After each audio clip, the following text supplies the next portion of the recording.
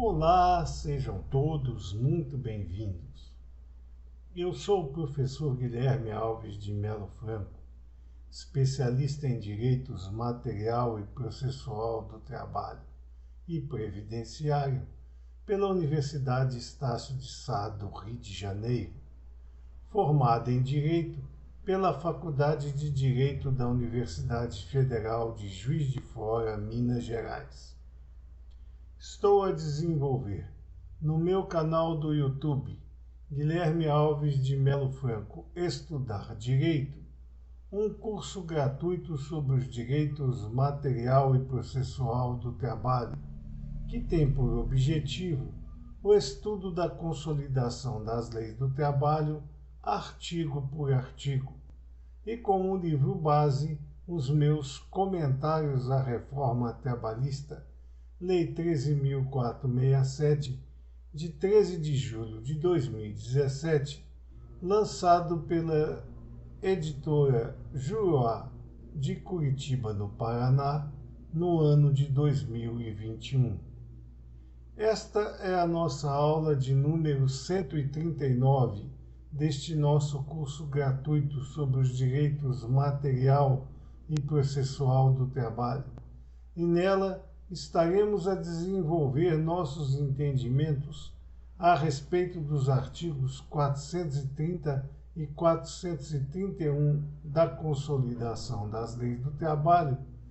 que continuam a jornada jusoperária brasileira a respeito do trabalho do menor. Diz o artigo 430 da Consolidação das Leis do Trabalho que, nas hipóteses dos serviços nacionais de aprendizagem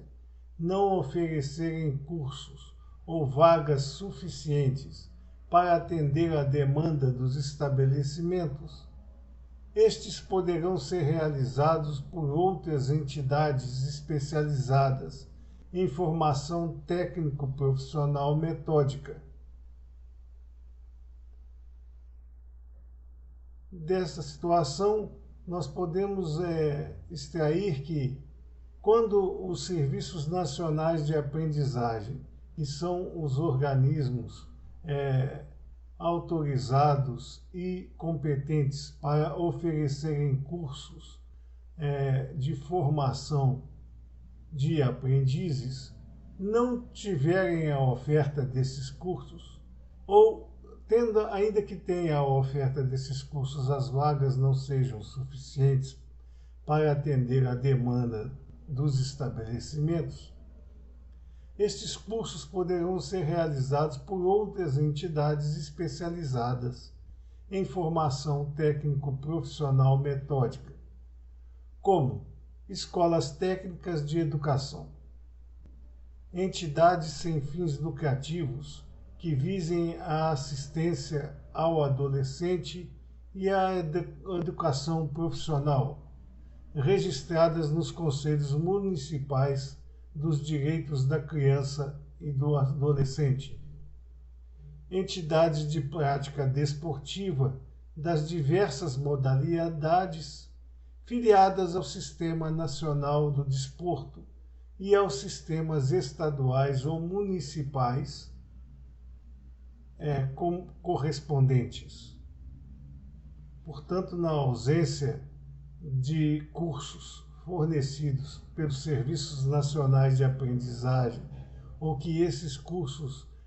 tenham vagas insuficientes para atenderem à demanda dos estabelecimentos, tais cursos poderão ser promovidos por outros tipos de entidade especializadas na formação técnico-profissional metódica, como são os casos das escolas técnicas de educação, de entidades sem fins lucrativos. É preciso que as entidades não tenham fins lucrativos e que visem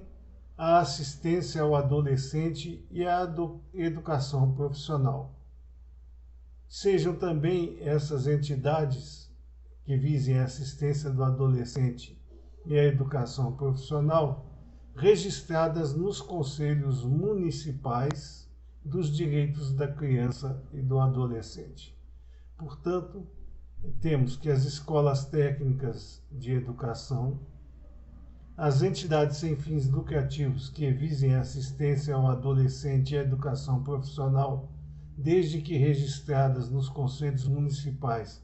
dos direitos das crianças e dos adolescentes. E além dessas duas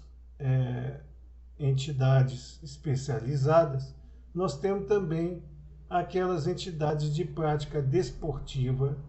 das diversas modalidades, filiadas ao Sistema Nacional do Desporto e aos sistemas estaduais do Distrito Federal e dos municípios correspondentes. Todas essas entidades podem, portanto, nas hipóteses dos serviços nacionais de aprendizagem,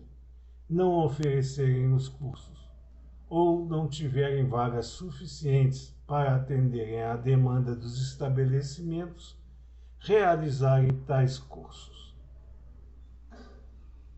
Para tal mister, as entidades deverão contar com estrutura suficiente e adequada ao desenvolvimento dos programas de aprendizagem, de forma a manter a qualidade do processo de ensino, bem como acompanhar e avaliar os resultados. Portanto, todas essas entidades, à exceção das escolas oficiais de educação, terão que ter estrutura suficiente para atender aos programas de aprendizagem, de forma a manter a qualidade do processo de ensino, bem como acompanhar e avaliar os resultados. Aos aprendizes que concluírem os cursos de aprendizagem, será concedido diploma de qualificação profissional. Portanto, todos os aprendizes que frequentarem esses cursos de educação voltada ao aprendizado metódico, concluindo os cursos de aprendizagem, receberão um diploma de qualificação profissional. O Ministério do Trabalho fixará normas para a avaliação das entidades. Então, essas entidades de que nós viemos falando durante todo esse nosso estudo serão avaliadas pelo Ministério do Trabalho, que fixará as normas específicas para tanto. À exceção das escolas técnicas de educação, as entidades deverão cadastrar seus cursos, turmas e aprendizes matriculados no Ministério do Trabalho. As escolas técnicas de educação são aquelas mantidas pelos governos federal, estadual e municipal, e elas não estarão sujeitas a cadastrar seus cursos, turmas e aprendizes matriculados no Ministério do Trabalho. Todas as outras entidades que nós estamos a tratar nesta nossa aula de hoje deverão cadastrar seus cursos,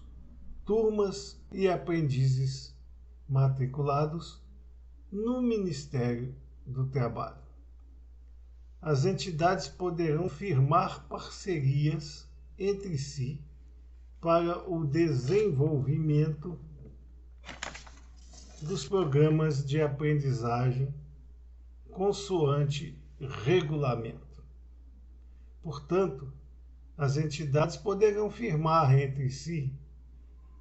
convênios para a realização dos programas de aprendizagem consoante o regulamento próprio expedido pelo Ministério do Trabalho para este mister.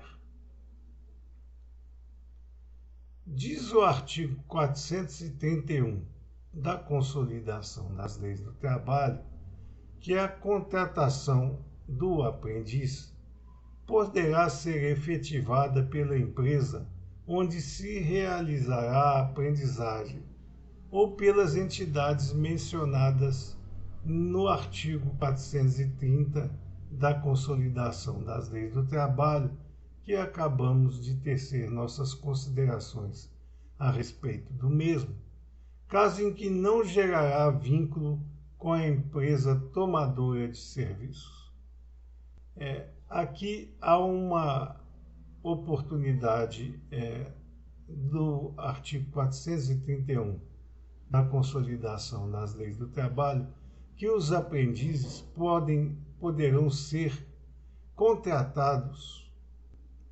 pela empresa onde se realizará a aprendizagem ou pelas entidades mencionadas no artigo anterior, 430, da Consolidação das Leis do Trabalho. Então, durante a formação do aprendiz, com a sua presença nos cursos especializados ao seu aprendizado, poderá ele ser contratado pela própria empresa onde está sendo realizada a aprendizagem, ou até mesmo pelas entidades que estão a promover o curso, caso em que não gerará vínculo com a empresa tomadora de serviço. Então, não haverá vínculo de emprego entre o aprendiz e aquela empresa que vai o contratar, desde que ela mesma esteja a realizar o curso profissionalizante voltado à sua aprendizagem metódica, ou até mesmo aquelas entidades que estão a promover esses cursos. Se elas contratarem o aprendiz, não haverá vínculo de emprego com esta empresa que tomará os serviços do aprendiz. Aqueles candidatos rejeitados pela seleção profissional deverão ter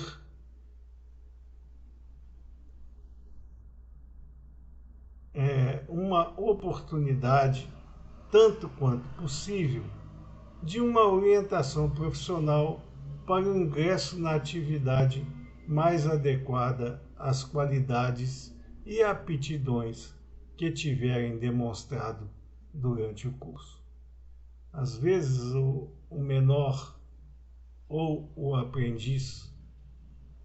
ele não se apresenta muito adequado ao curso de aprendizagem a que ele foi submetido e não se destaca entre aqueles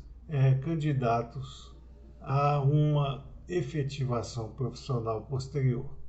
Neste caso, os aprendizes rejeitados pela seleção profissional deverão ser portadores de uma oportunidade, tanto quanto seja possível, para fazer uma orientação profissional no sentido de que ingressem, já que naquela atividade eles não foram felizes, que ingressem numa atividade profissional mais adequada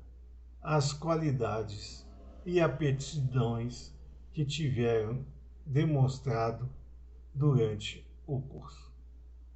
Então, às vezes, o aprendiz ele não se dá bem com aquele curso, aquela especialização profissional a que foi submetido, mas ele demonstra, durante a prática do curso propriamente dito, aptidões e qualidades que podem ser aproveitadas em outras modalidades de educação profissional. Então, nesse sentido, deve ser dada a este aprendiz a oportunidade tanto quanto possível, de uma orientação profissional para o ingresso em atividade mais adequada às suas qualidades e aptidões que tiverem demonstrado durante aquele primeiro curso. Estas eram as considerações que gostaríamos de fazer a vocês nesta nossa aula de número 139 deste nosso curso gratuito sobre os direitos material e processual do trabalho. E aproveitamos a oportunidade para agradecer a todos vocês a presença nestas nossas aulas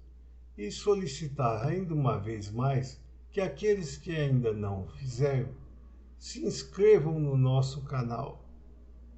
e deixem seus likes nas nossas aulas, porque é através destas duas atividades simples que vocês estarão a nos auxiliar no sentido de manter íntegro este nosso curso gratuito sobre os direitos material e processual do trabalho